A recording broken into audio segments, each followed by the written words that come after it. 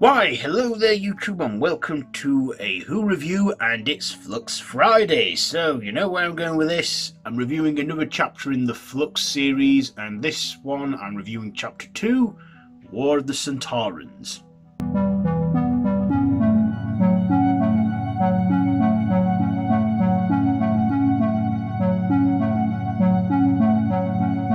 So this is the second chapter in the Flux series, where the TARDIS is playing up and it's not working right, it's messing around, it's been affected heavily by the flux, and the Doctor, Dan and Yaz find themselves in the 1850s in a war, I can't remember the name now, I should get my history right, where humans are meant to be at war with Russia.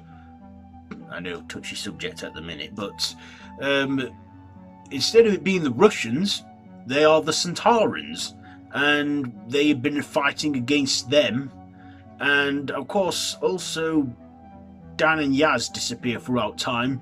Dan goes back home to the present day in Liverpool, where the Sontarans have invaded, and Yaz is in some sort of engineering place where she is lured into a trap at the end and takes the place of these ancient beings in the universe.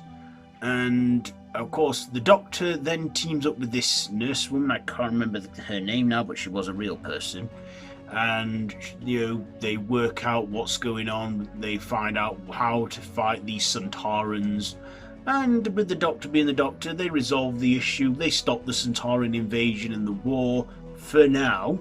And then next thing, the Doctor finds Yaz again, and she's in a bit of a dilemma, and we get Spawn and Azul, his sister, there, and yeah, it all continues in part 3, which we'll go over next week. So, what did I like about this one?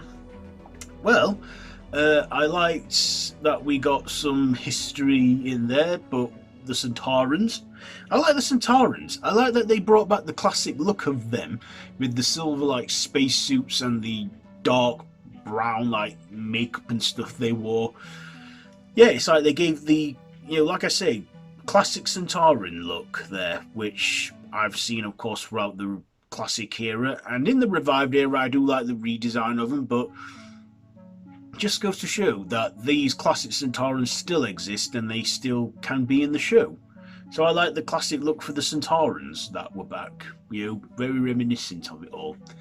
I also liked John Bishop's character, Dan, his side story where he's in Liverpool and he runs into his parents and there's a whole dilemma going off there, where Sontarans have invaded Liverpool and all of the earth, and I like that Dan actually arms himself with a wok, a stir-fry wok pan, and hits the Sontaran at the back of the neck. I feel that's something that they'd not really pointed out in the revived era since they brought him back in 2008. I like that we got that whole classic trope again where you got to get him at the back of the neck to knock him out. I like that they acknowledged that again. I also, thought that Yaz's part was okay as well in this episode. We run into that Victorian gentleman guy again, Jameson or something. Yeah, so I thought this had good action and some good storytelling in there, but there are some negatives. Things I didn't like were some filler scenes like Vinda and Diane. I mean, yeah, we're following those two as well, but their part just didn't feel irrelevant. I also thought that that Yaz's part wasn't as greatly acknowledged. You see, Yaz has had the hardest time for all of us to adjust to, really. And we get that. Yeah, this isn't a massively brilliant episode, but it does have its good moments. I'd say one of the best parts are Dan's part of the episode and the Doctor. But I gotta say, I gotta think that Dan Lewis was the bit of the show stealer in this one, because I remember I rewatched it as well. his scene's been more memorable and entertaining than any of the others we see in this episode. I think Jodie Whittaker was still good as the Doctor, but I feel she didn't have loads to go on here, but still, she gave it her all and was good, especially with her new temporary companion, which was the nurse woman, and how they fought the Sontarans. Of course, I didn't like the general guy as well. He was a bit of a idiot, and the Doctor was like thinking she wonders why she sometimes bothers with humans when they're like that. But yeah, this episode has its ups and downs, but it's an okay one. It's an okay chapter in the Flux. So ratings, what am I going to rate this one?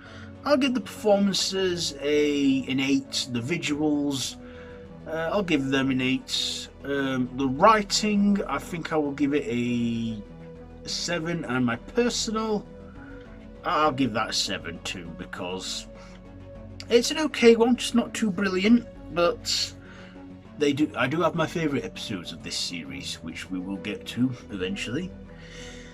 So anyway, yeah, have you seen this second chapter in the Flux? Let me know down below in the comments below. You can watch the previous episode as well, either linked at the end of this video or on my channel. So yeah, my social media links are down below in the description.